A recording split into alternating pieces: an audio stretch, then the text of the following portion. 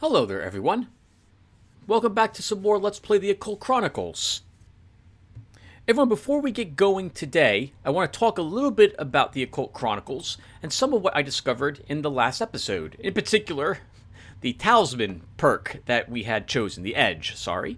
If you don't want to hear me talk about it very briefly, this might take like 3 minutes or so, I'll try to remember to put a link down below to let you skip ahead past this part. And then we're going to quickly look at everything that Samwise has, do a quick summary of how well he's doing, if I think he's doing well, and then we'll continue our adventure.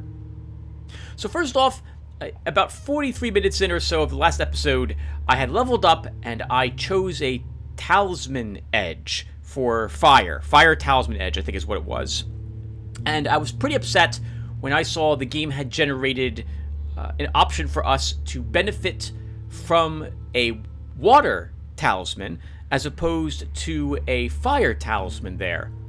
You see, one of the possible selections you can get as a talisman edge is that for every talisman of a certain type that you possess, you gain a +1 to the stat associated with that talisman. So for example, our Earth Talisman here affects pentacles, and if sometimes a talisman edge might show up, if we can select it, that would improve my pentacles stat by +1 for every single Earth Pentacles talisman I possessed in my inventory. So when I saw cups there, I was like, oh man, I really wanted to get a fire edge instead. I'm sorry, I said cups there. When I saw a water edge there to increase my cups basically by a number of water talismans I possessed, I didn't really like that very much. I was like, oh man, I was hoping to get the fire one, but I guess the game didn't generate it. Well, it turns out that fire, earth, water, and air talisman masteries don't normally have that edge as an option. They don't have the ability to increase your stats based on the number of talismans you possess of a certain type. That's Talisman Mastery itself, a unique skill card we could have chosen. That's the only way you get it. I modded that in to my game. Normally, the only options we would have for choosing Talisman Mastery would have been the decreased release chance, the increased chance to show up, the chance that we don't lose a talisman upon it being released, or double the effect of the talisman. So I thought that was rather interesting.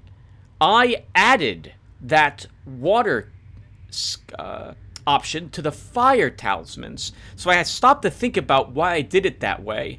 And I think the idea was that you've learned enough about fire that you can snuff it out with water. And when I checked all the other talisman masteries for my modded version of the game, I discovered that sure enough, for every single one of them, whatever was the counter for that element was the talisman I added into that game file as the one you will gain stat bonuses from if you select it. I thought that was an interesting way to do it, and I'm actually kind of glad I did it that way. I wish I had known that before I had tried to undo my selection, but now I'll know that going forward. So I'm not nearly as upset as I was yesterday when I discovered that I accidentally saved the game. I'm more interested in knowing what that double the effect of talismans does.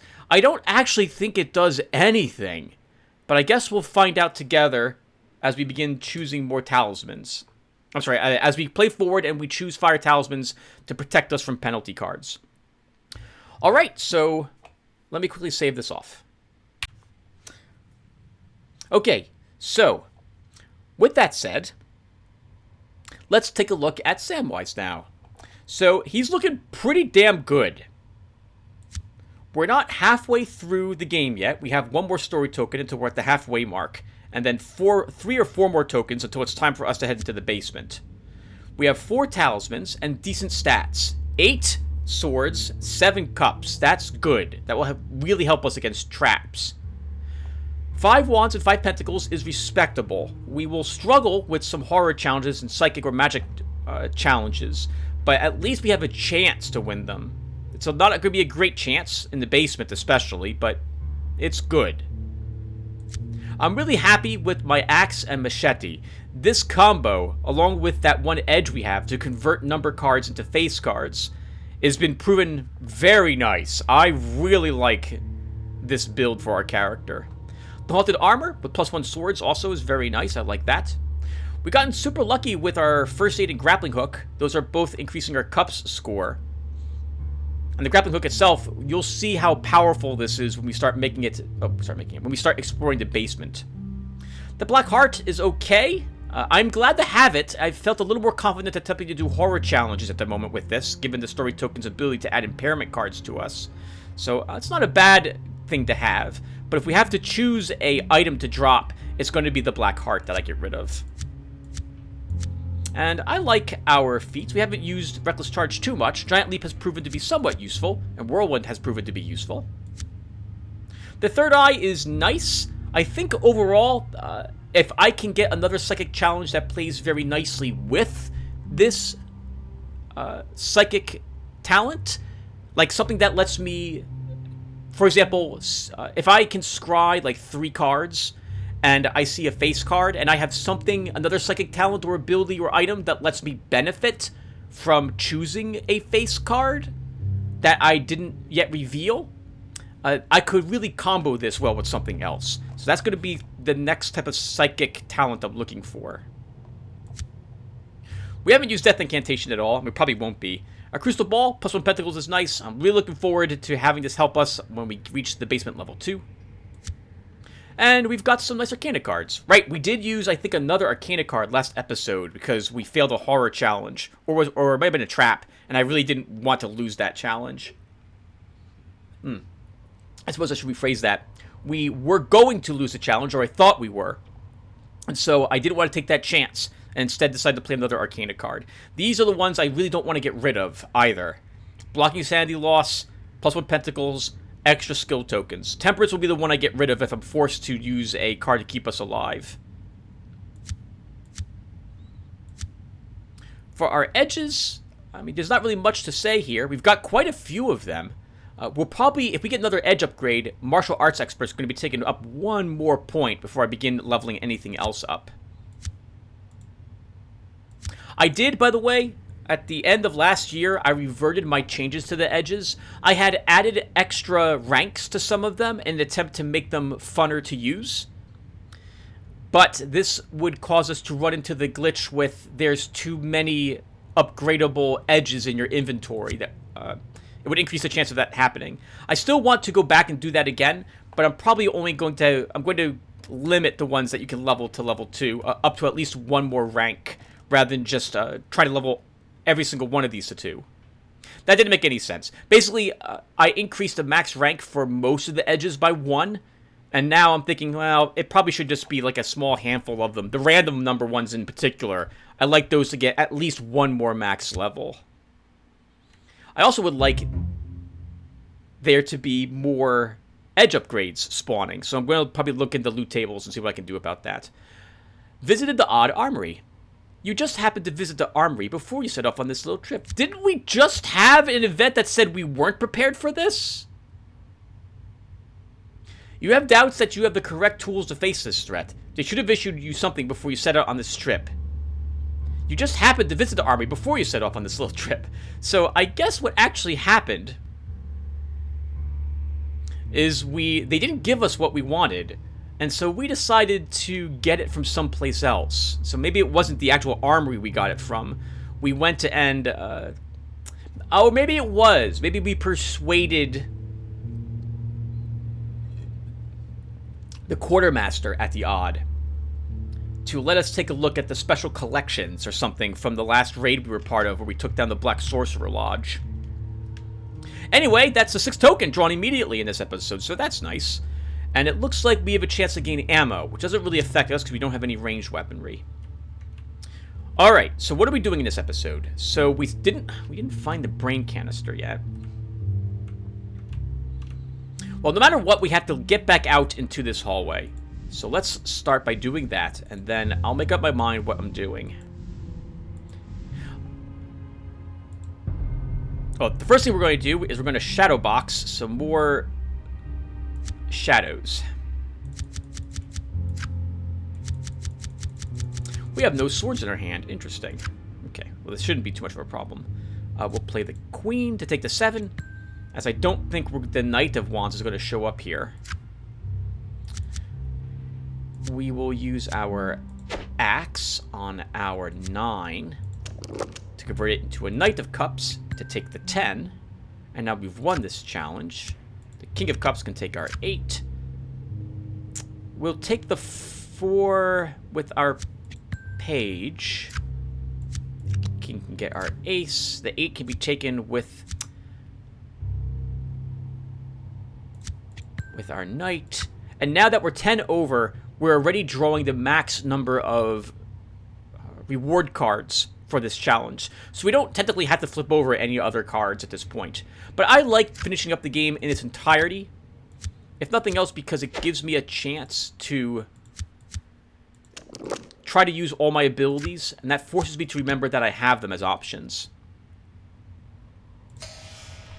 Alright, we won that fight again. We actually have a feat to put courage in. Alright, we have some reckless charge, yep. Alright, we definitely need to start using our feats more often. You'll note that I tend to hold on to them. This is because in the base game, courage is not so easily found. We do have an edge, right, that is giving us a chance to get courage. Here it is, never gives up. So that's giving us a slight chance to gain courage whenever we would gain a nothing of interest card. And the harder the challenge, in addition to our luck, I think we have 4 luck now? It also is increasing the amount of courage that we're getting. Alright, Tim, do you want to head to the attic? I think I do. What's the fastest way to get to the attic? That would be up into the foyer. We're going up here because there are still a few encounters that I'm looking for. Oh, but since we're passing the Rashaka right now, we'll go ahead and turn in his papers. You decide to give the Rashaka the papers that you took from the desk. You hand the papers over, and the Rashaka beams with delight. You stand there nervously as it looks them over, wondering if this will go sour quickly. Fair enough. You have honored your part of the bargain. I won't eat you. Not yet, anyway. With that, he disappears in a puff of smoke. What a theatrical bastard is your first thought. Another talisman. This one's an earth talisman. The Scarab. The Empress. Another arcane card. You are immune to the effects of any instant insanity card that is revealed during the results phase while this card is in your inventory. We have many options now for dealing with sanity hits. I like this. A shame we got this so late, but I'm glad to have it. This is one of those cards, another Arcana card, that I don't really ever want to get rid of. Because that stops us from instantly losing if we were to draw one of those. It also means that the Black Heart is not as tempting as it once had been, since we'll be completely immune to impairments. Oh, I'm sorry. No, I'm saying the wrong thing. The Black Heart prevents impairments, not instant insanity cards. Those are very different, Tim.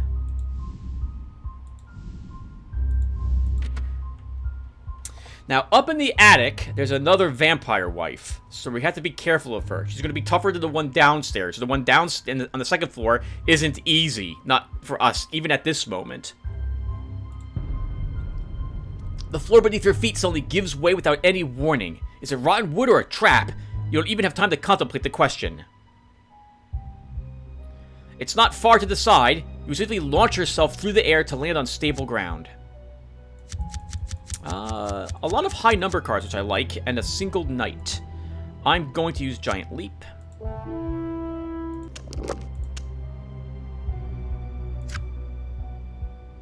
We drew another knight, and that Ace of Pentacles can be taken with our 10.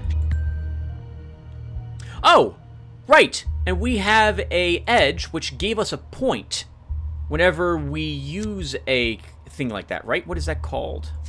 Finesse escape. Yeah, it gives us a random number of points when we use it. Whenever we use a defensive heroic feat to target a face card, we get a random number of trick points added to our score equal to X, where X is a random number between 1 and the level of the edge, which can only ever be 1. So in other words, it only ever gives you one single point. I remember my review, which I gave the... I was very, very, very harsh on that aspect of the game. How it makes you think that some of these edges could be very powerful with some time investment in them and help you get around quite a few of the more dangerous traps or effects later on in the game. And that's not the case whatsoever, because they're so limited in how far you can level them. You fly through the air as the floor drops out from under you. As you hit the side, you tuck into a roll and come up into a crouch.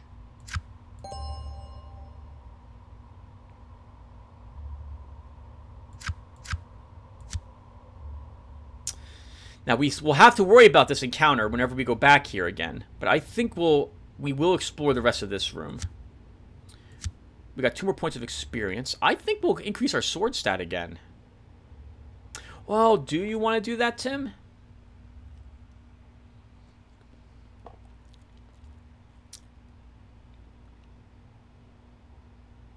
I don't think you do.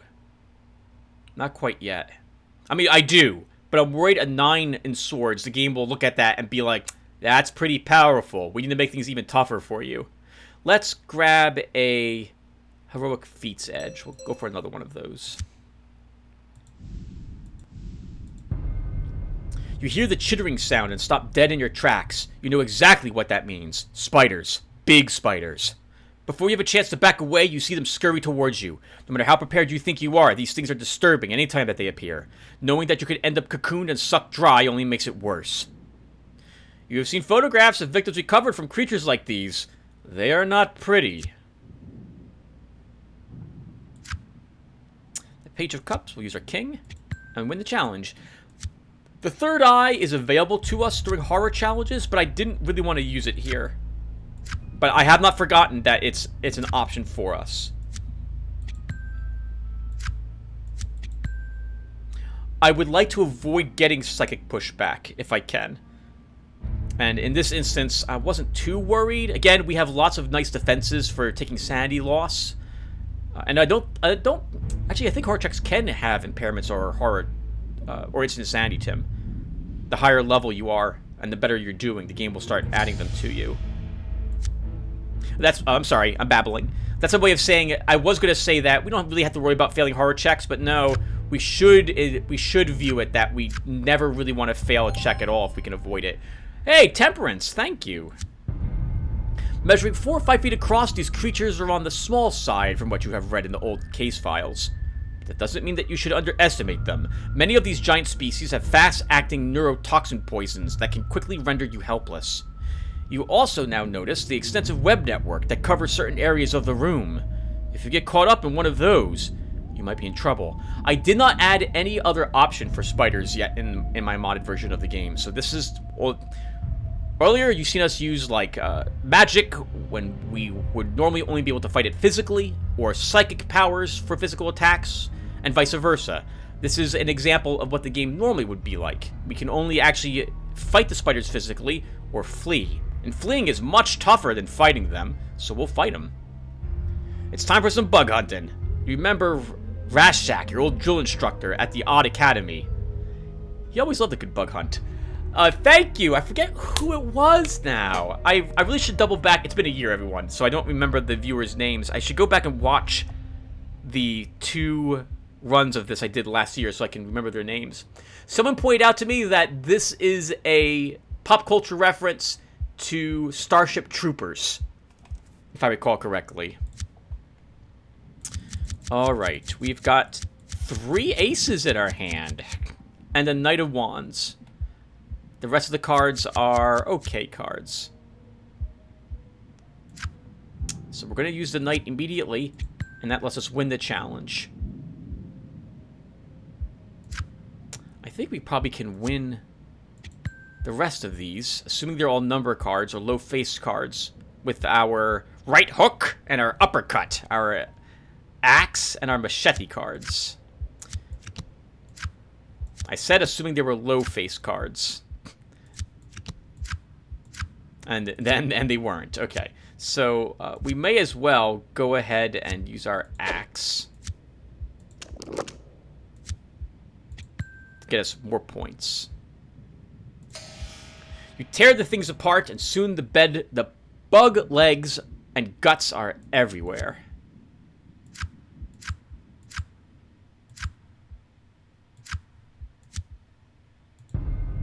So we want to grab onto the edge. Oof! Wow! A miserable hand. A page is the only good face card we've got. Let's use Giant Leap again.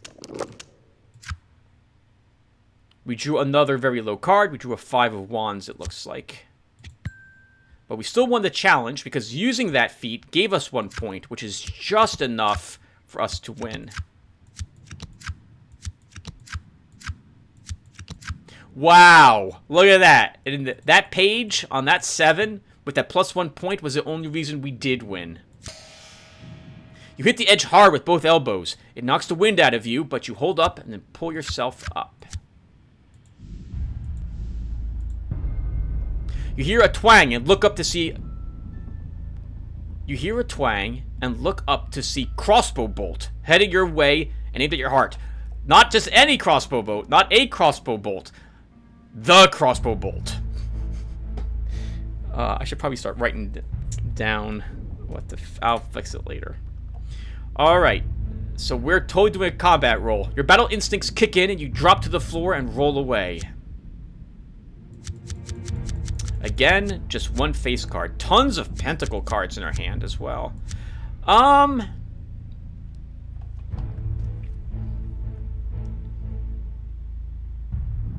Oh, I can't use Third Eye, which is what I was thinking of doing. So that doesn't matter.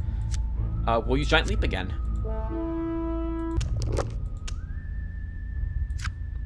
Darn it. We still get a point, but that was not a number card.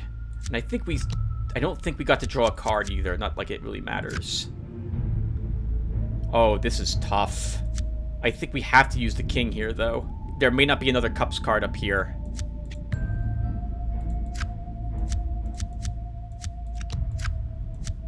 And there was. So that's super awkward. And we take the hit. You didn't move quickly enough. Up in the attic, I'm totally going to choose our mermaid cups if it shows up.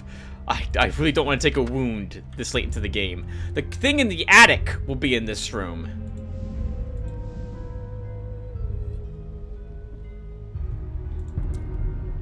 You smell death. Not the desiccated scent of moldering bones, but the smell of a slaughterhouse. Then you notice the bones littering the floor. It accompanies the realization that you are being watched. Suddenly, you hear the bones start to rattle, and a creature rises out from under them to stand in front of you. It is eldritch, and it is terrifying. Your eyes widen disbelief as you look directly at the eldritch creature. You can feel an aura of evil radiating from it.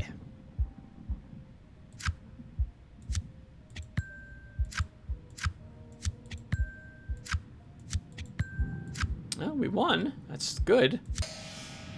Your mind is strong. You remember your assignment in Borneo when you stumbled upon a cannibalistic tribe celebrating their most recent victory. That smell never leaves you. The creature is a sorcerer of some ability. You can feel the energy flowing through it. You remember a briefing about a cult that worships eldritch creatures made of human bones. It seems to have set up its own little snack shack up here in the attic. The creature appears to be encased in some strange exoskeleton. It stands there watching you, waiting. The next move seems to be yours. So, I think this might be a nod to the to Aqua Teen Hunger Force, with the monster in the attic there. I can't think of any other pop culture reference that this could be referring to. Now, Yeah, we can communicate with it, and it will make a bargain with us to allow it wants to drink some of our blood, and in return it promises us power. I've never agreed to it, and I keep saying I'll go check the game files and tell you what that does, but I've never done that. I think what I'm going to do is I'm going to write this down after all. I'm going to start keeping track of things to fix. So let's see. So let's come over here. You might note, everyone, that... you'll have noted that I have mentioned several times this is a modded version of the game. I have been tempted to release this version of the game up on Nexus for anyone else who would like to try it. I'm just super nervous about doing so because if someone doesn't back up their game files and doesn't have the installer for Occult Chronicles, you have to repurchase it from Cryptic Comet, or reach out to Vic Davis to have him reinstall, give you a download link.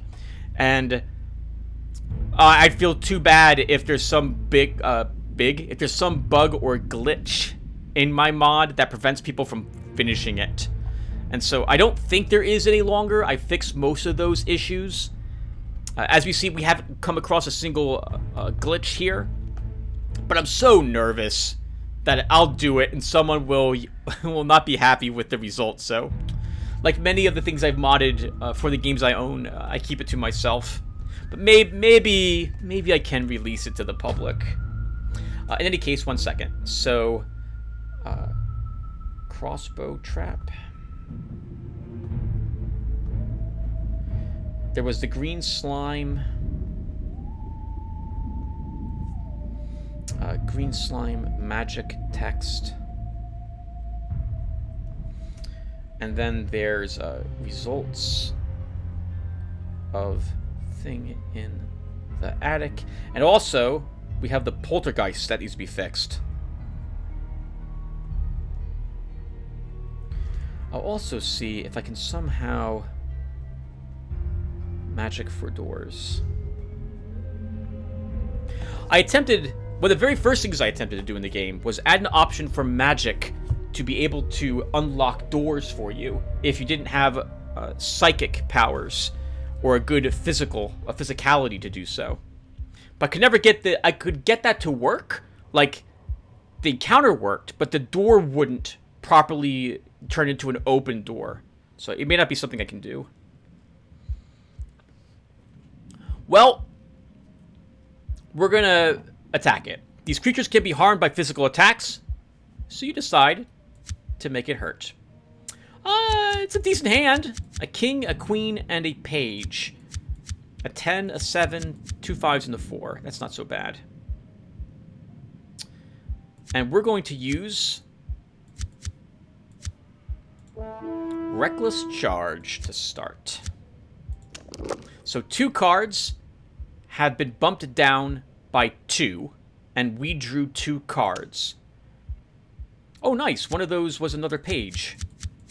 Actually, I think we got a page and a knight.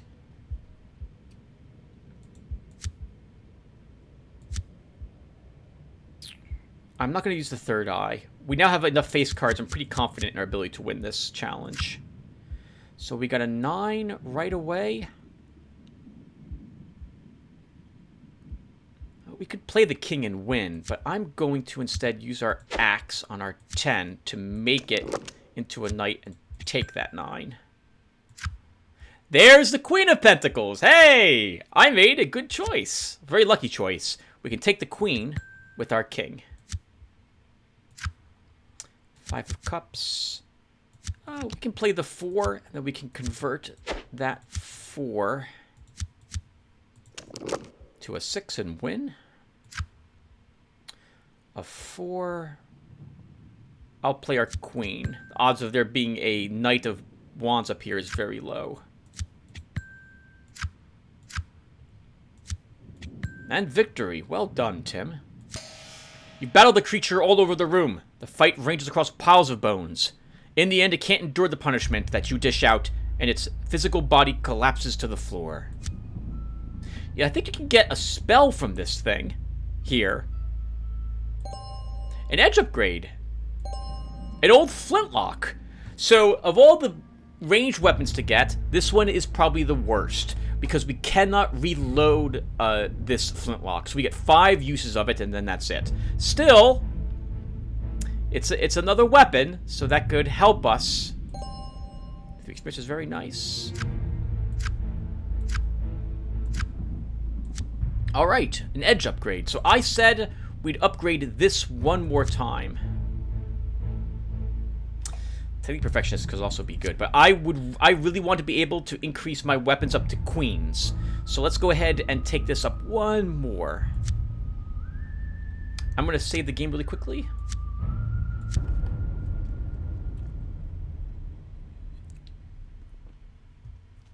Since that went really well.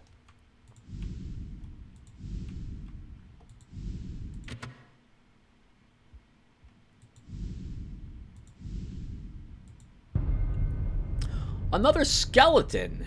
Oh my goodness, they're getting tougher and tougher to defeat. Well, we'll box this one up here as well. I think we can win without using any special abilities, right? I think so. Oof. Or maybe not.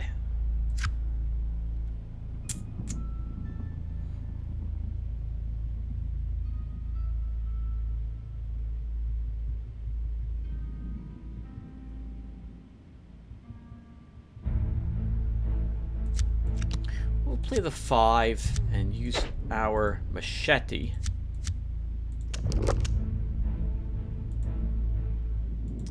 Oh, that was really lucky. We converted it to a higher number. Not only that, but it made it into a page. Uh-oh. This is looking bad. And I messed that up. I should have targeted the 6 and tried to make that into a page.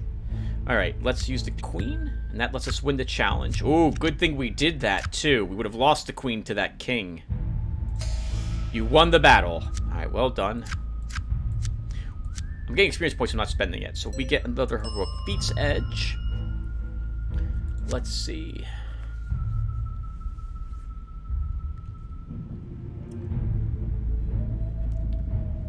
Remember, Tim, this is feats, not melee weapons as your option.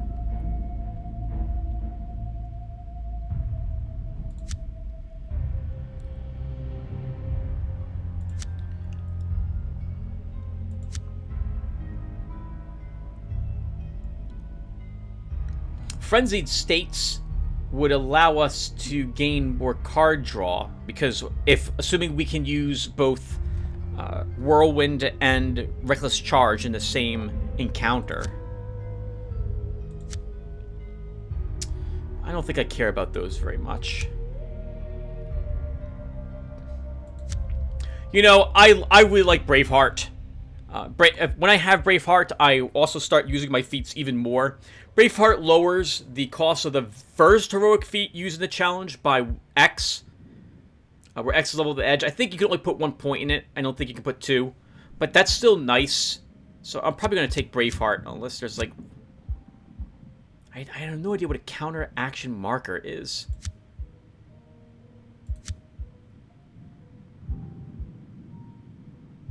Oh, Lethal Blow basically works the same way as the one defensive heroic feat we have. Whenever we use a heroic feat, we get 1 free point.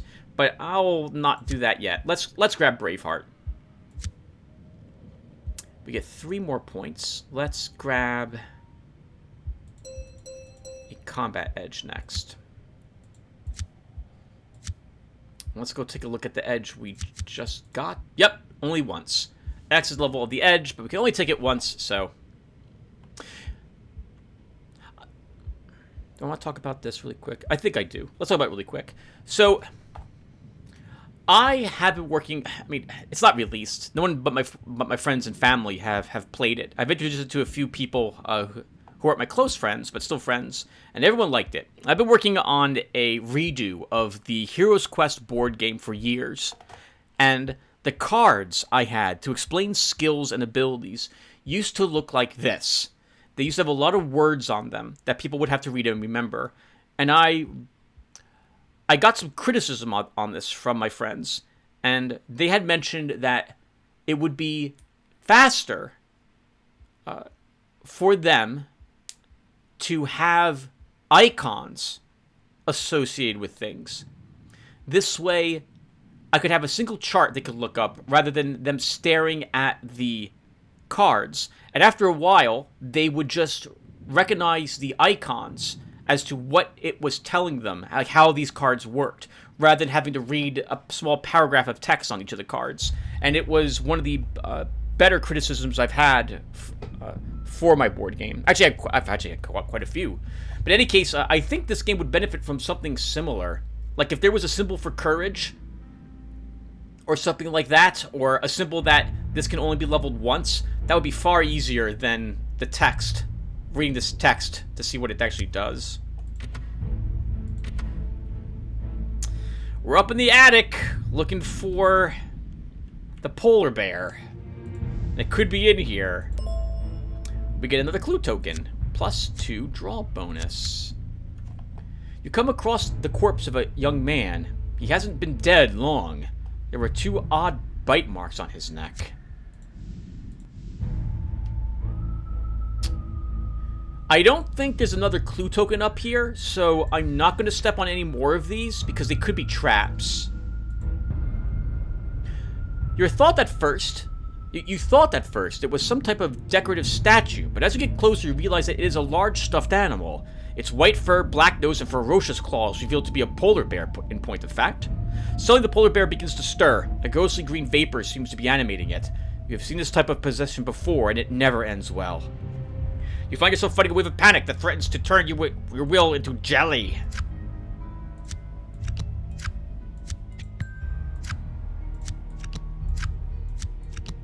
And it does. You sink down to your knees and almost seem to be praying for help. Come on! Show some courage. Well, you gotta freaking show me some better cards than that, then, game. I like that the game insults you for what the game decided to give you for cards sometimes. I don't think we could have done that battle any differently, either. I think we were losing that no matter what. The stuffed polar bear is animated by a spirit of some sort. It doesn't read as evil, but you sense a tremendous rage behind it. It won't care what your intentions are. You are alive, and it isn't. It rears itself up on 2 feet and awaits your move. It obviously has no intention of fleeing. You sense that it feels cornered here, and it intends to fight to the finish.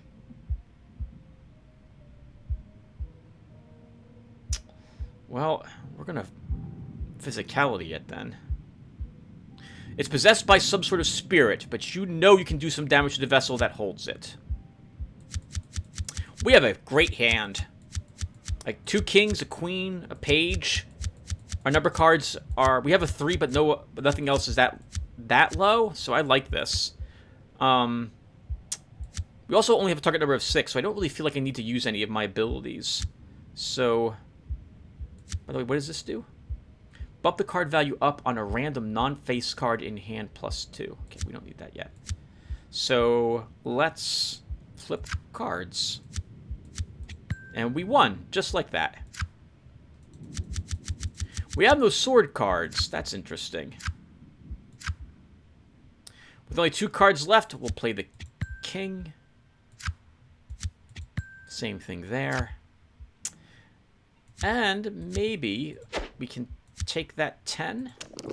Ooh, not looking too good.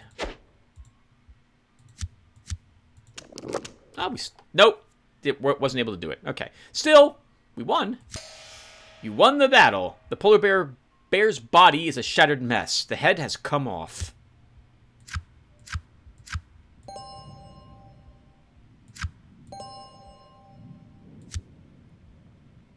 Alright. Well, with that done, we can now put this head back on the wall. While we're up here, though, we may as well search the rest of the attic for things. There will be a mushroom man in this room. I don't think there's anything really special about the fight. I think it can poison you. But I think we'll do this battle anyway. You hear a shuffling sound and turn to face it. You can't actually believe what you are seeing at first. The only way to describe it is that it is a mushroom man, and it is truly horrific. I imagine that for it to be that scary, this must look like one of those giant mushroom tree creatures from the Grimrock series. The creature can only be the product of some insane lab experiment.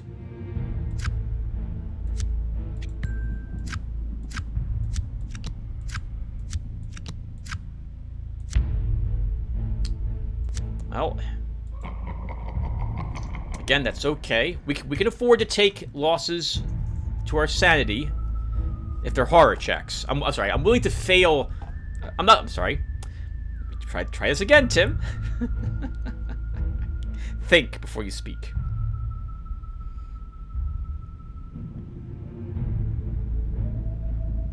Losing horror checks is not as bad as it would be failing a psychic battle, because you are more likely to get impairments or instant insanity cards from that. And so, horror checks, not so bad. And again, we have something that reduces the sanity loss we take anyway. Alright, the Mushroom Man needs some other combat options. Mushroom Man needs combat options. Okay. Doesn't appear to be particularly fast, but you remind yourself that looks can be deceiving. You are struck by the horrendous smell that must follow the thing around. You hope that there are no spores or anything floating in the air. The creature seems covered by fungus. Just your luck. It's a disease, Mushroom Man.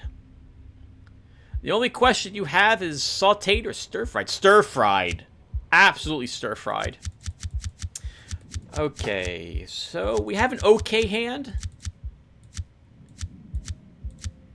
I think I am going to use let's use Whirlwind. That will bump several of our cards up.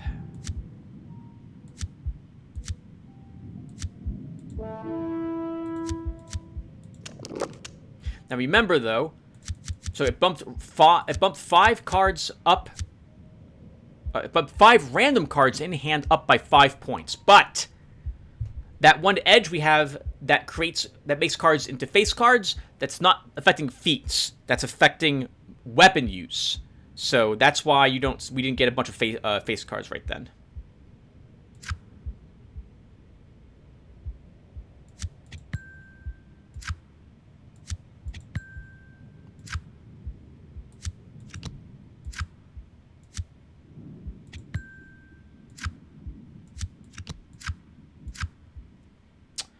We won, just barely. Let's go ahead and use our machete here. Give us a few more points. Oh, I forgot we can make them into queens now. Right. Your efforts take huge chunks out of the creature's rubbery flesh. Soon it can't go on and topples to the floor.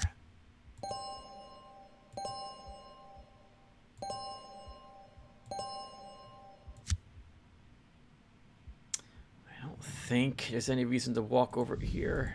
There wasn't.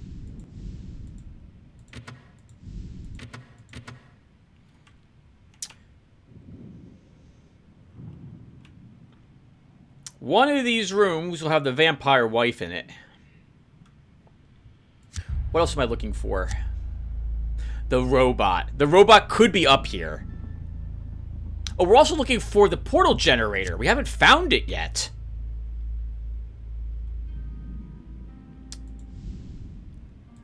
We'll search this room. You notice a small pile of junk cluttering up a section of the floor.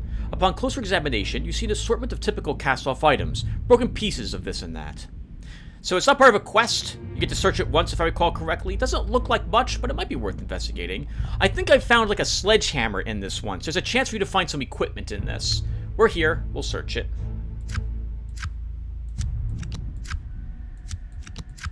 And we get nothing. You throw your hands up in exasperation, wondering why you would waste your time. Why you would waste time with this. Junk pile. Text. Loss. You time.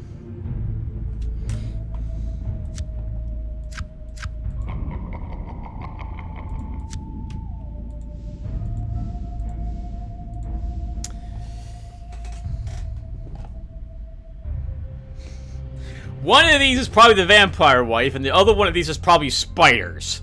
But we're here. We're gonna check them. Oh, Khufu Head! I forgot he's up here. Beetlejuice could also be up here too. You have suspected that you were being followed for some time. When the opportunity to confront your tail arises, you grab it. You can't believe your eyes at first. Standing alone in the gloom is one of the most bizarre creatures that you have ever seen. It seems to be wearing some type of pyramid hat on its head. It certainly does look dangerous. This is from, Oh, what's the horror game called? I've never played any of them. It's not Resident Evil. Silent Hill. There it is. This is from the Silent Hill series. If I recall correctly. The Silent Hill 2? And whenever I see this creature, I'm always suddenly in the mood to watch people play through Silent Hill. The creature looks like the product of some lunatic's nightmare, drug-fueled hallucination.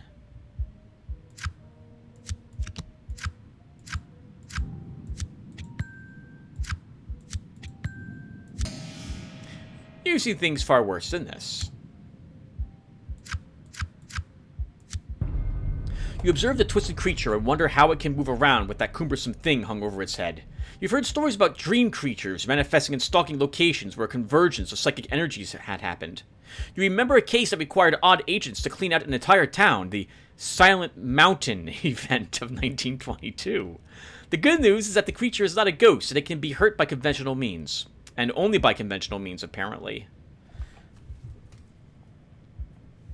This is Khufu head. Add combat option. You decide to take the fight to the creature. Time to put it back to sleep. Well, we've had better cards than this.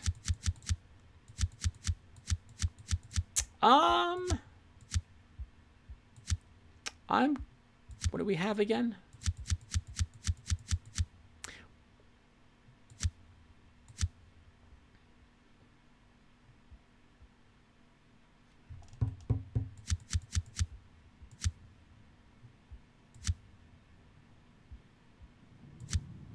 I'll use Reckless Charge. Let's get more cards in our hand.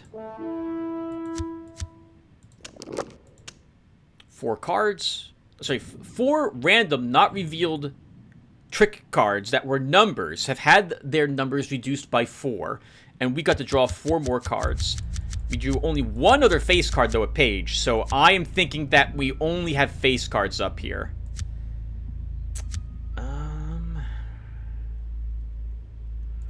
I'm going to use Third Eye here.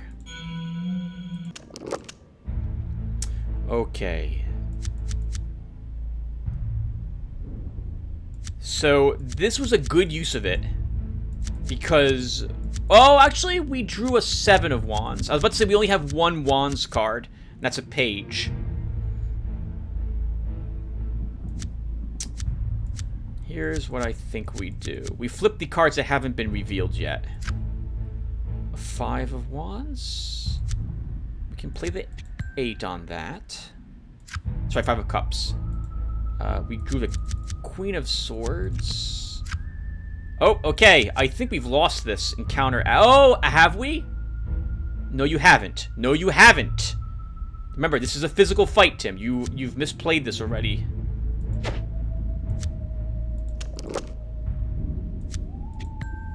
Alright, now you won. See what a difference that makes? You could still get even more points by turning this into a... You might get lucky there, but I think what we'll do is we'll flip the page, play the 10, use our right hook on it, and get even more points. Then we can flip the ace, and we can flip that. And look at that! We took a possible loss and converted it to a massive win. The thing is amazingly quick and agile. You trade blows, but it's no match for you.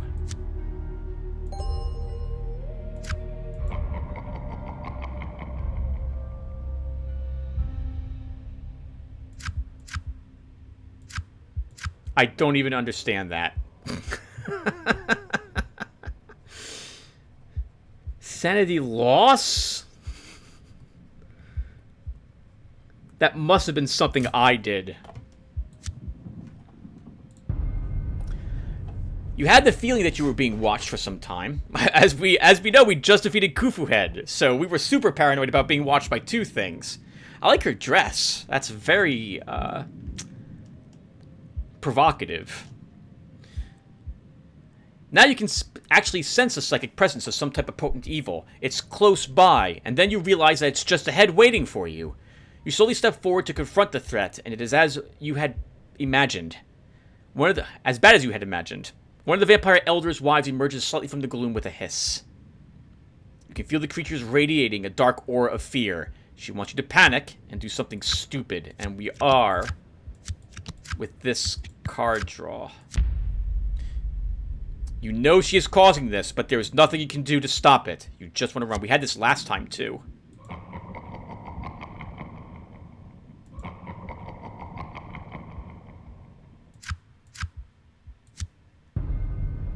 You've read the reports on how the other vampire covenants were cleaned out, and you suspected that you might encounter something like this. When she begins to talk directly into your mind, you start to get worried. I've been watching you, sweetie. My name is... Serana? And I have a gift for you. You need to pierce its heart, incapacitate it, and then remove its head from its body. That sounds amazing. Let's do it. Oh, look at all those low cards. 4, 4, 3, ace, 2, 3. So we're going to use Whirlwind. Come on, give me a high number.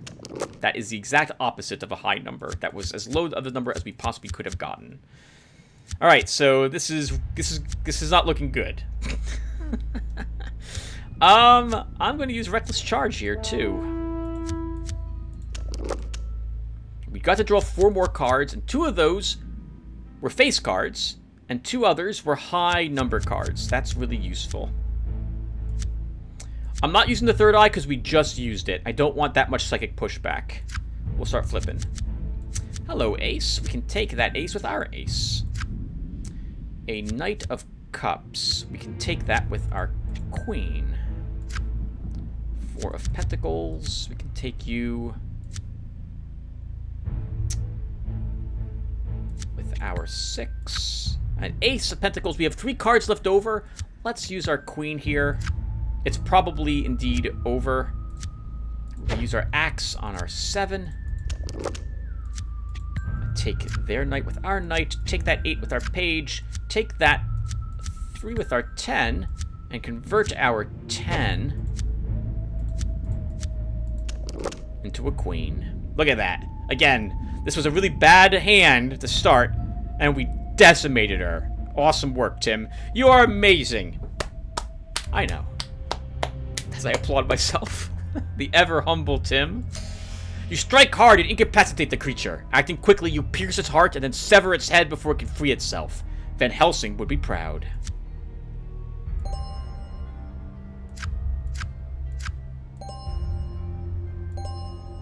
The Crow. A Swords Talisman. The Fool. Gain 5 expertise tokens after this card is used to take a trick. That's another Arcana card. Very nice. Holy crap. And do we have any experience points saved up? We have no experience points saved up. Okay. All right. That's the attic cleared out. We didn't find the portal generator up here, so it might be in the basement. Let's head back downstairs and take a peek around. What else am I forgetting? Were there any rooms I didn't go in?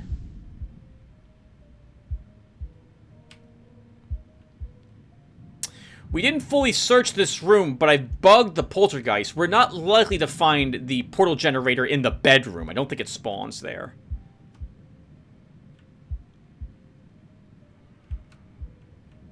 We also didn't find the robot. It could be in the backyard, but I doubt that. It's probably on the other side of that beam, and I don't really want to try that test. Let's turn in... Let's go ahead and use the key we discovered to interact with the deck of the Red Hand safely. Now that you have the key, you should be able to play the deck in relative safety.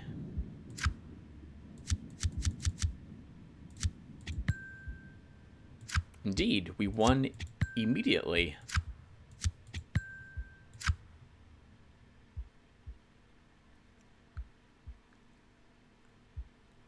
I'll guess that there's another swords card up here that could be a face card or higher than a 7.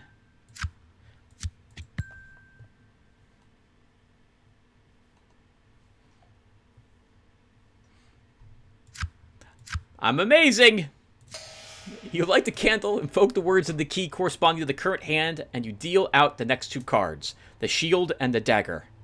The candle flickers out, but you have a vision. No, it isn't a vision. It's an urge to deal out 1 more card.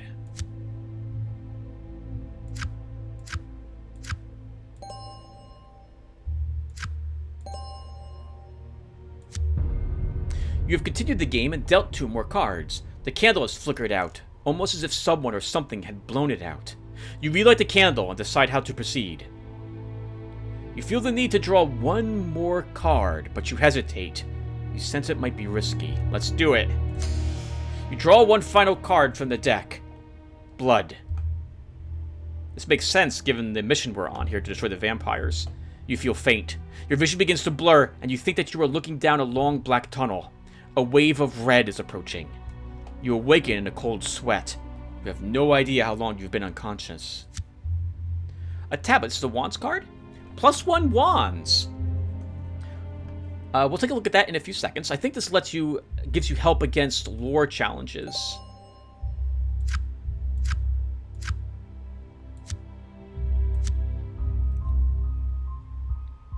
That goes in your inventory, Tim, so it'll be here.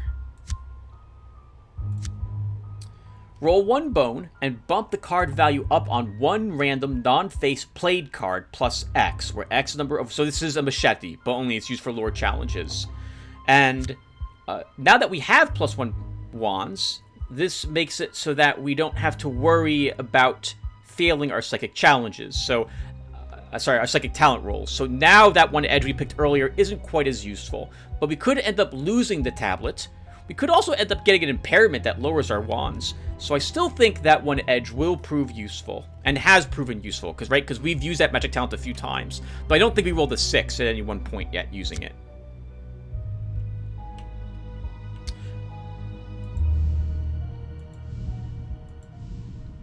Okay. So, we do have this locked door.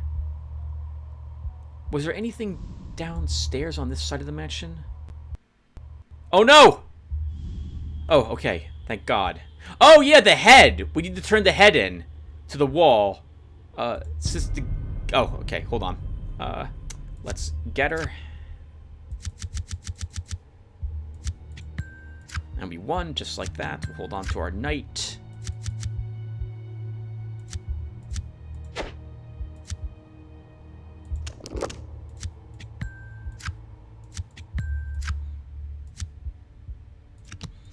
I hesitated there for a second because I suddenly remembered that, oh yeah, we can turn our cards into queens. But I don't have anything that's high enough to do that on that card.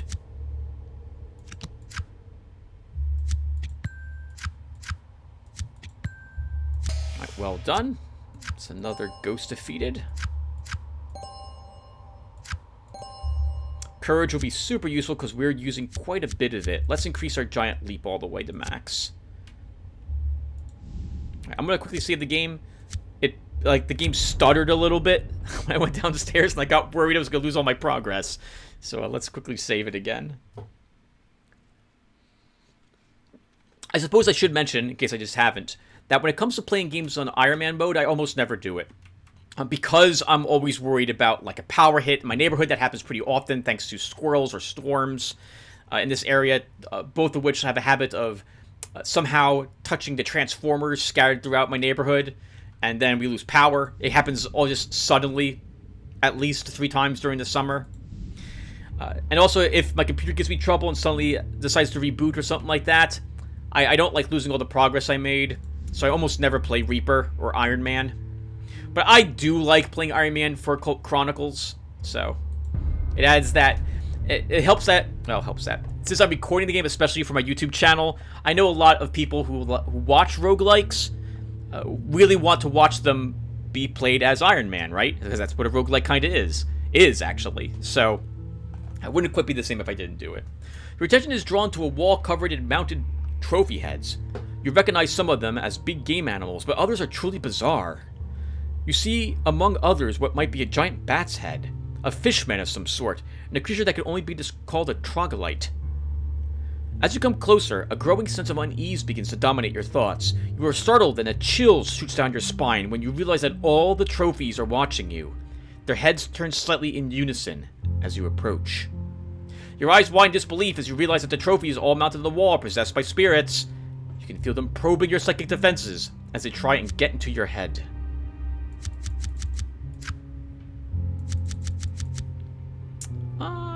We'll play the king. That was a mistake. But that king takes that queen, and that ended up working out really well. We'll hold on to our King of Pentacles as well.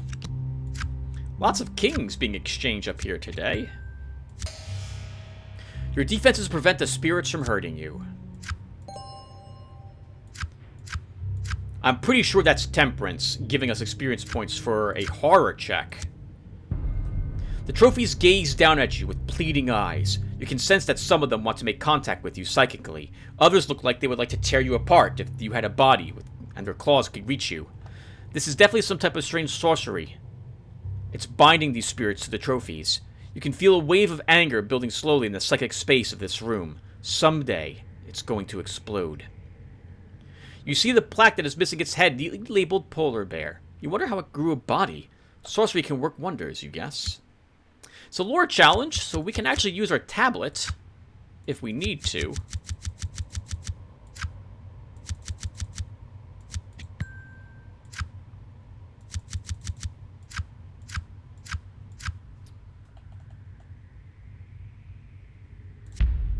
You fumble and drop the head several times. The creatures on the wall are howling wildly in psychic scream. It's very hard to concentrate.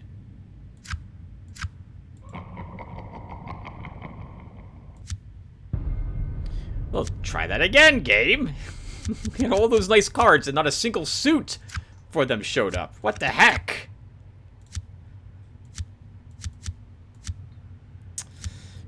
Let's play the 5. Alright, there we go. There's a victory. And because we can, there's no reason why we can't do this. Let's use our tablet. Oh, is it a random one?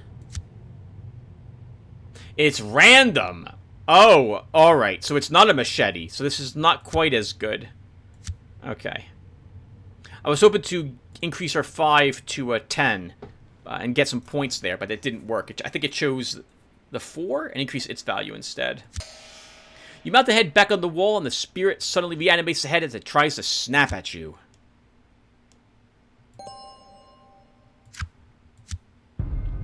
The trophies seem to have grown even angrier with the return of their escaped member. Your psychic barriers are being assaulted on all sides. The sorcery that binds these spirits here is very powerful and very dangerous. You will need to leave the room soon, or the results could be bad. Something strange about this place keeps your eyes fixed on the wall. There is a strange sorcery here that draws life essence towards it. You need all your willpower to turn and escape. I'm going to try to flee. So you could talk with the heads at this point, and you could attempt, and they will strike a deal with you to go and kill Colonel Von Pelt and return his head to the wall. I believe that's the way that works. But I have no intention of doing that. It's too much of a walk back here. Remember, Tim, this is a flee check, so don't turn over any victory cards. You exert all your willpower to step away from this ensorrelled wall. Step by step, you feel its power wane until suddenly you are free.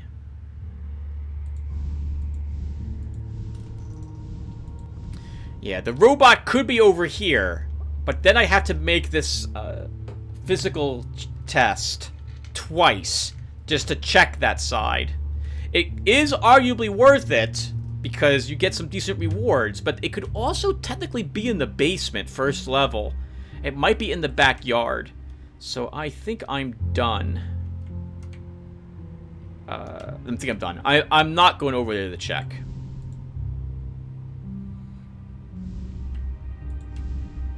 Okay, so let's try this secret door. And, oh my goodness, look how tough this is. We will attempt to chop it down. So we're going to basically, I like pretending that we don't have these weapons, that these are actually our two arms being used in combat. Let's go ahead and punch this door down, if we can. That was really lucky that the Queen of Swords showed up. That was very lucky indeed.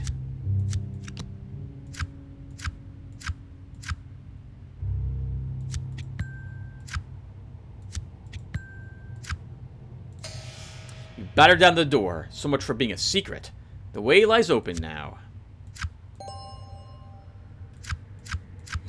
Or a fortune, and this proves to me that indeed hacking down a door gives you ores of fortune, similar to as if you probably lockpick the door or force it open normally. And it is indeed the Cthulhu room, so we don't really have a reason to go in here. I think the only encounter in this room will be the cultist sorcerer. We won't find anything else in here. I don't really need to fight him either, so I'm not gonna bother.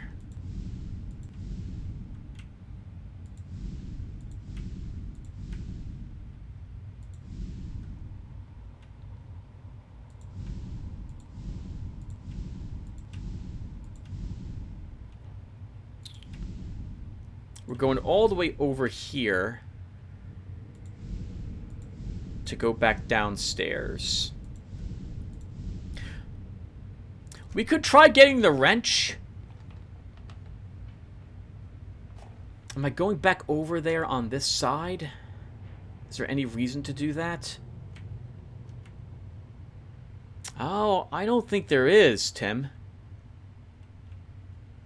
No, I don't think there is. So I don't think we'll complete that quest. It's a tough encounter with the spirit tendrils that come out of the pipes, and you can get some nasty impairments. Like there's a chance to get impairment, I believe, from it. So we're not gonna do that. Okay. So let's do as much over here as we can. We'll turn in some quests. We'll go into the backyard and see what's back there as well after we defeat these shadows.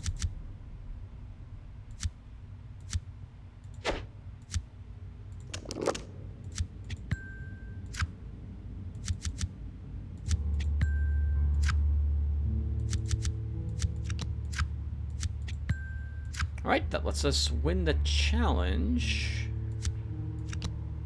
I'll take a attempt to get us some more points there.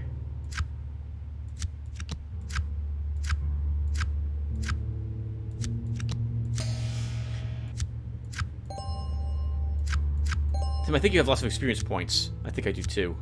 We do. 7. Wow. Alright. Combat edge time.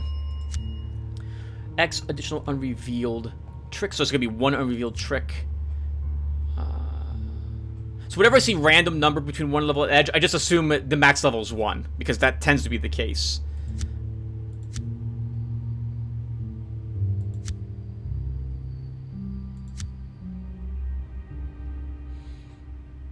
We'll take Hero. X is subtracted from the target level at the start of any combat challenge, where X is the level of the edge. That'll make it easier for us to win those. Let's take another melee edge, I suppose? Or can I take a... I can't take a feat edge.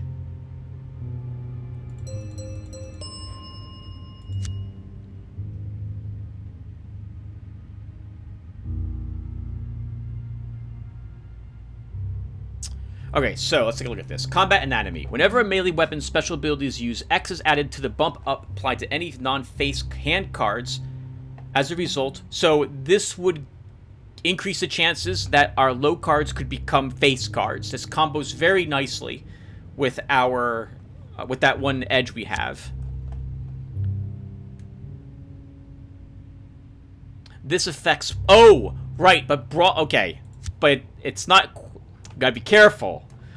Combat anatomy is used with the combo with the axe, but not with the machete. Brawler combos with the machete, but not with the axe. This affects the bump up value applied to played cards, so cards on tricks. This applies to the value of cards in the hand.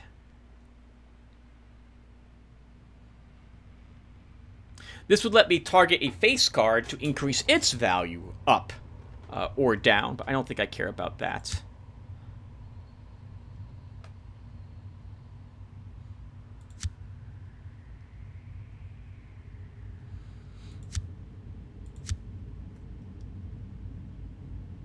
Long blade weapons. Is that a machete? Is a machete a long blade weapon? I don't remember. That would give me a second use of it. I'm tempted to take this. I think it does count. Let's take it. Gain X additional uses of all long blade weapons in any combat challenges where X is the level of the edge. Let's see if that actually works. It is! Melee long blade, so we could use the machete twice now. Let's go for another point in swords next.